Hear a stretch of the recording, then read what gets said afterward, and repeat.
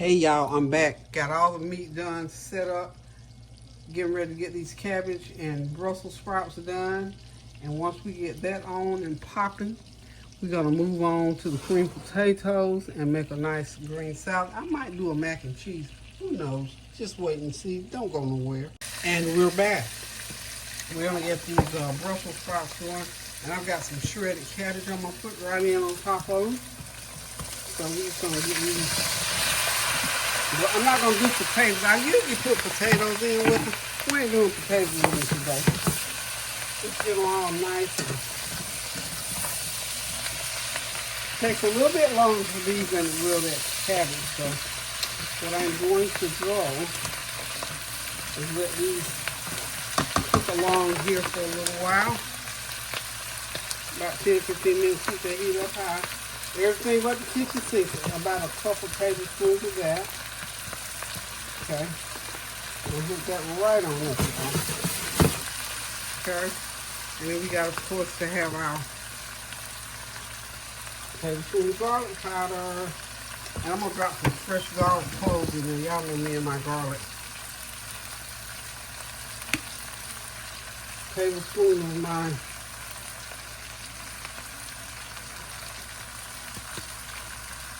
Kinder's butter, garlic, and herbs.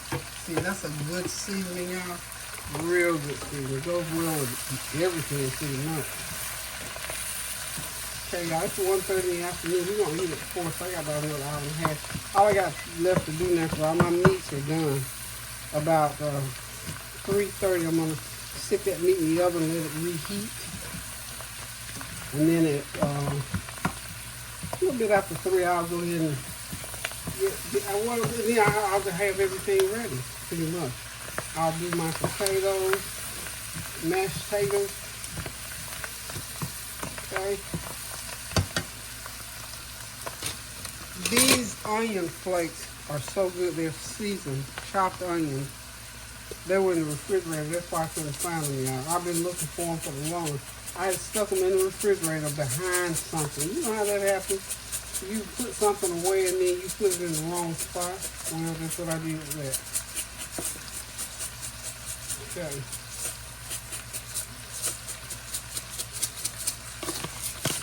I think I might throw a couple carrots in there just to make this pretty.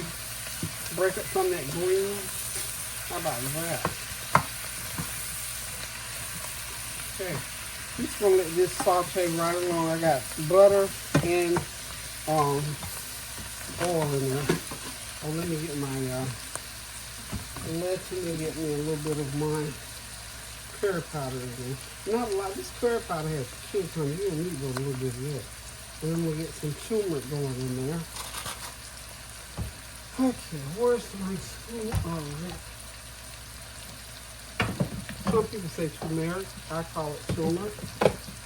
I think people with European accent call it turmeric. I think. I'm not sure. But I believe so. Let's go ahead and my dinner. Easy.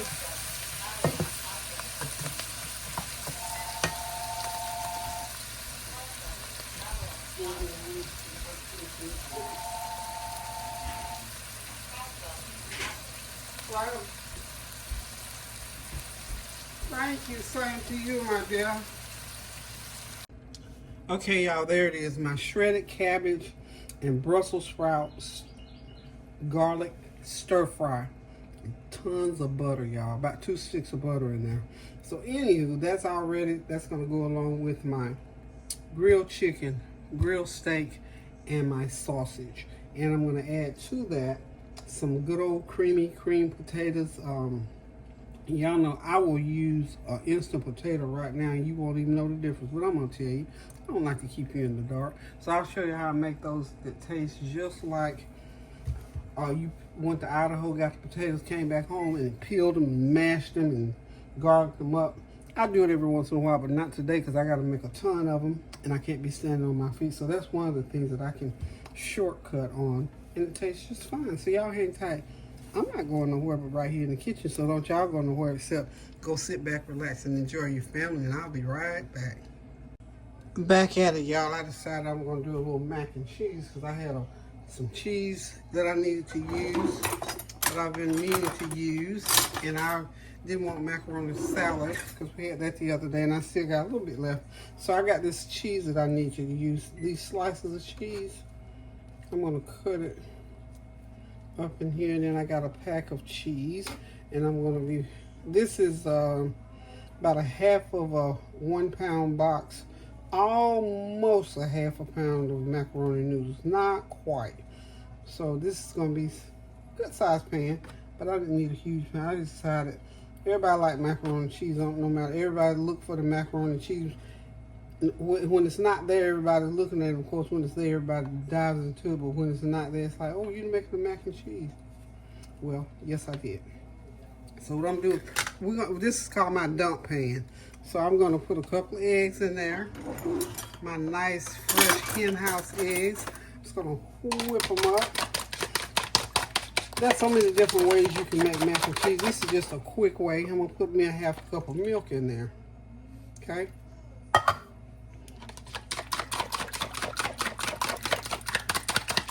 And just beat it, you know, till it gets sort of almost foamy-like. Okay? And then I'm going to pour it in there. It's not going, and I'm going to put it at 375 for about, it's going to have to bake about 35 minutes. 375, go ahead and set it up. So I've got my cabbage done, the mac and cheese will be done, and then I'm going to do my cream potatoes.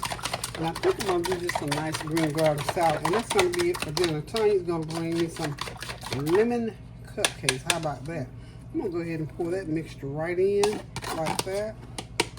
Okay.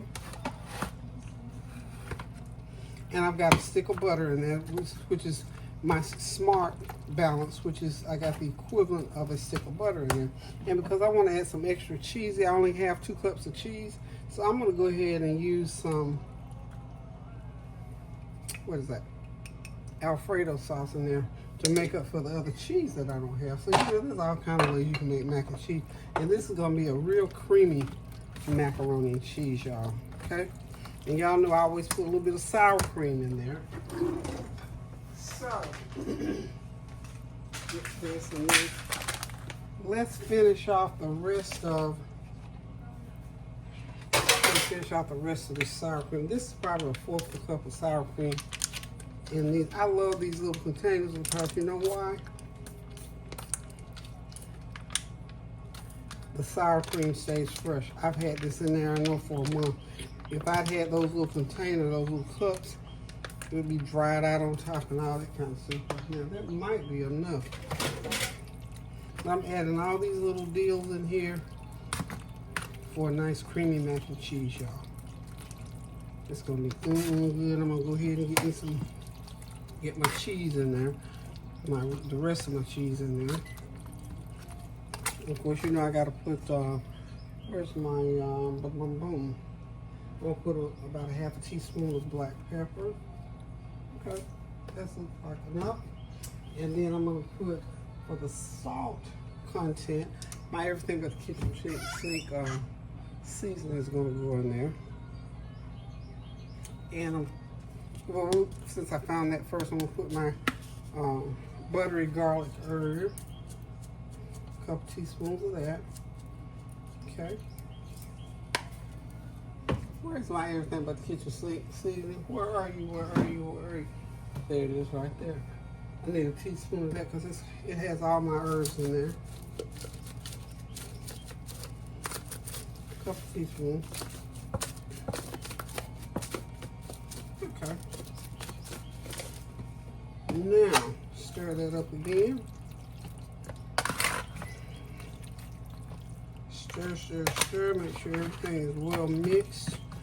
And like I said, we're only going to have to bake it for 35 minutes and it'll be ready to eat, y'all. Ready to eat.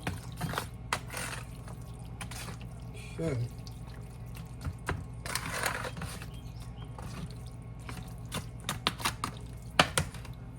I got Kobe Jack cheese to go in here.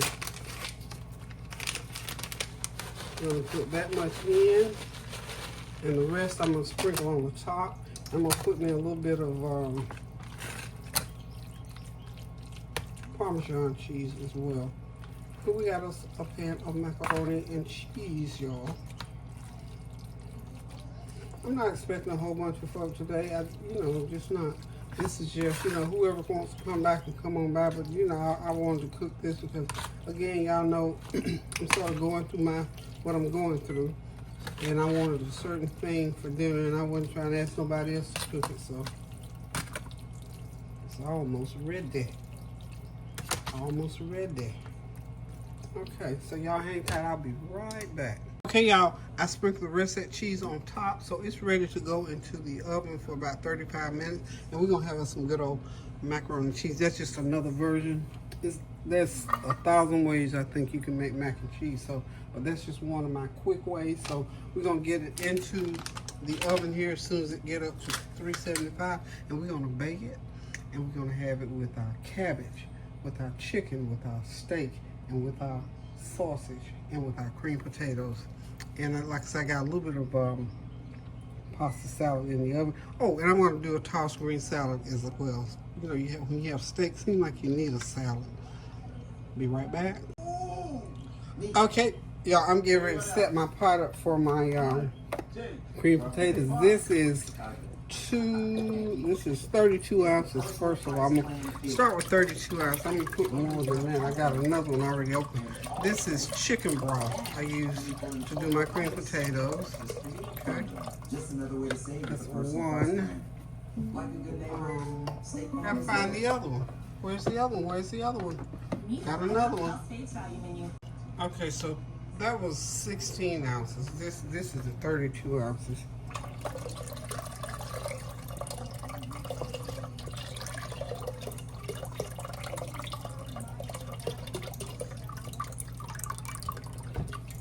I'm gonna hold back a little bit of that.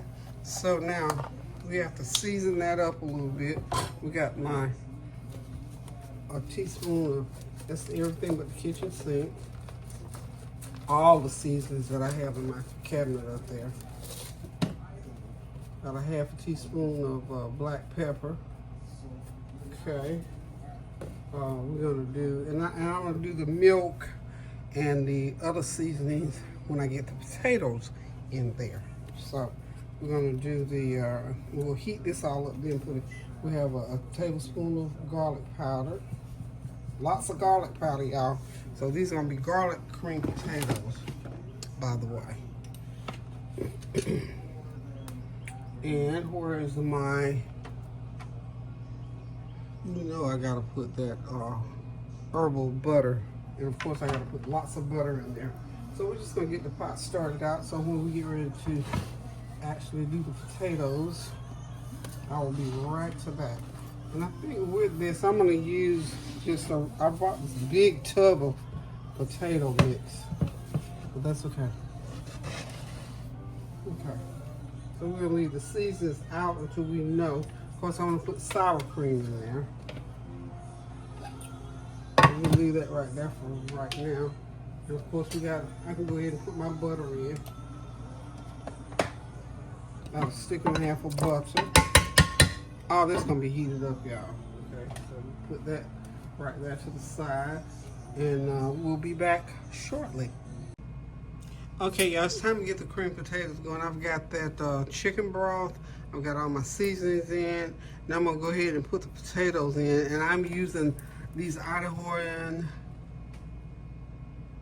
original mashed potatoes. These are wonderful. I love them. I love them. I love them. They say they're real Idaho mashed potatoes. I believe exactly what they say.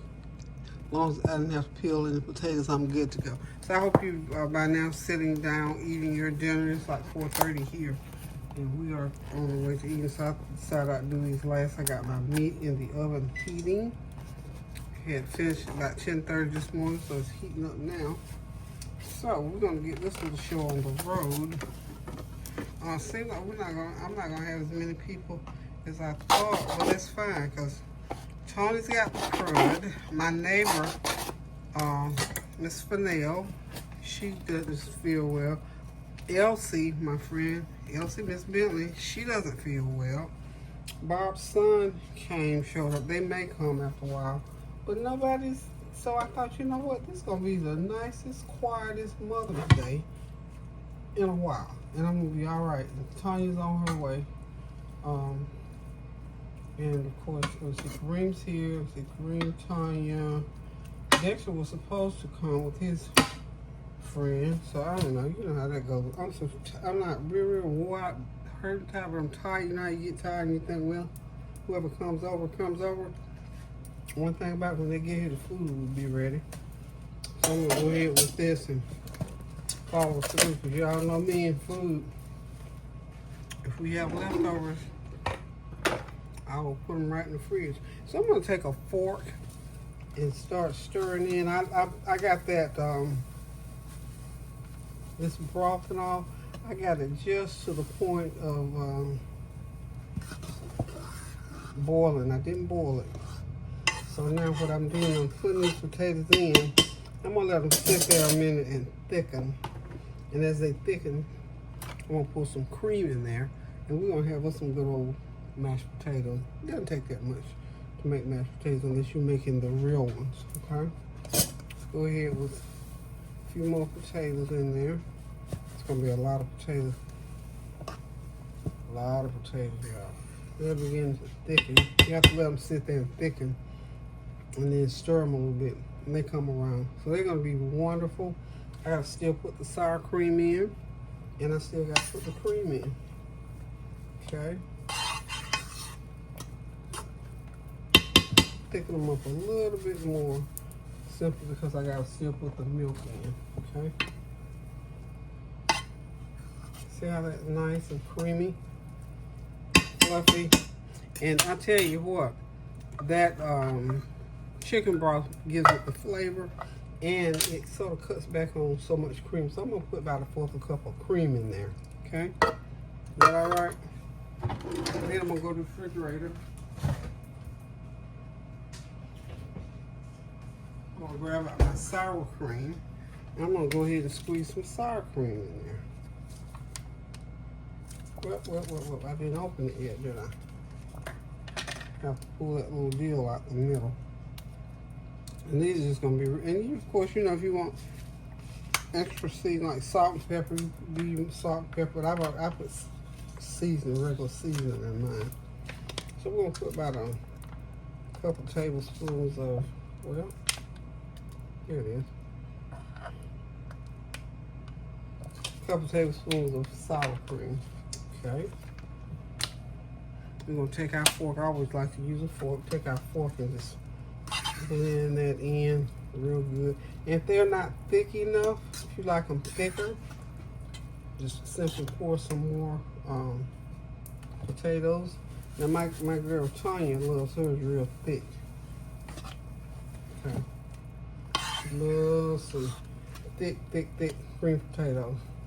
And as they sit for a while, because we're not gonna leave them on the heat, because if we leave them on the heat, then they start breaking down. So you're gonna turn the heat from on that pot. And just stir them until they get nice and fluffy. Okay? And there we are, people. We got some good old cream potatoes going here to go with that chicken and a steak. So I'll probably add a little bit more butter. Of course, you're gonna taste them at this point to see if you need to add anything else to them.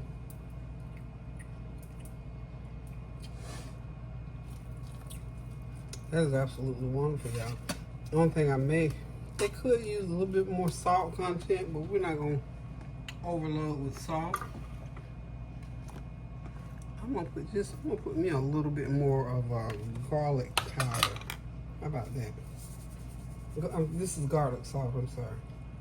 About 1/2 teaspoon of garlic salt, and that might answer the question of whether I need any more salt or not. So, oh, and I forgot, these little grated onions. I love onions in my cream potatoes, so we're gonna put some onions in there, and they will get soft. These are sort of dehydrated onions, but these onions like this, Mama used to make them. She put fresh onions in them, of course. And that's where I got from to put onions in. So stir onion in there. I'll leave out the black pepper. If anybody else needs more black pepper, they can add it when they get it to the plate. So we got us some nice, thick, creamy mashed potatoes right out the box, y'all. And they are wonderful. They taste better than any fresh ones I've tasted lately. They taste even better because, like I said, I didn't have to peel these. All I had to do was peel the top off the box. So there's our potatoes. We'll get another little bit of butter to throw over there. We'll be ready to eat here shortly.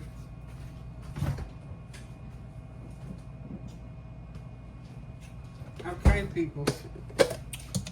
We're just about there. And you know you have to have water, butter sitting right in the middle when you get ready to serve them up. Got to have your water, butter. Okay, so there we go. Got the butter.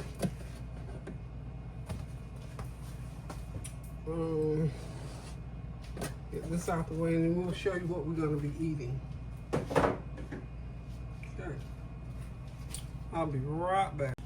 Hey y'all, I'm back. I got everything laid out. Now this is chicken, steak, and sausage. I had to just make a separate pan because I got so much of it. I don't want to heat and put all of it out at one time. So I got some of each thing. The doggone fly got in here some kind of way. But anyway, I got some of each thing in this pan here. I'm gonna have to catch that rascal. So anyway, that's sausage, that's my steak, and of course that's a grilled chicken. All this is my grilled food. On the back burner there, let's get the camera going over here on this side. That is my mashed potatoes with plenty of butter. I made a little brown gravy because you have to have gravy for mashed potatoes now, come on. And that's the macaroni and cheese that I made. And of course that's that cabbage and Brussels sprouts. So that's what I wanted for dinner today. And I've got some macaroni salad in the fridge. I may eat it. I don't know. And then I thought I was going to do a tossed green salad. I don't think I need a salad. Tanya's going to bring some cupcakes when she comes by. This over here is extra sausage, steak, and chicken. This is how much food I got. This is the overflow. So if anybody else comes, we got plenty of food, plenty of meat to put out to go with these sides. So anyway, y'all, thank y'all for stopping by. Thank you for your prayers, your well wishes, your comments, your compliments, all of that. Thank you, especially for continuing to pray without ceasing. And all you mothers out there, one more time, I celebrate you. I wish and hope that you had a beautiful, awesome, wonderful day, and that if nobody else celebrates you, celebrate yourself. That's why I always insist on doing what I like to do on my birthday, for Mother's Day, whatever, because to me, every day is Mother's Day. If you got children, honey, every day is Mother's Day because there's always something to do.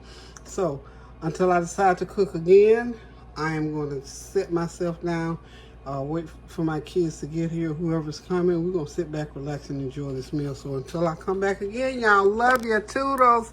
Eat good today, y'all.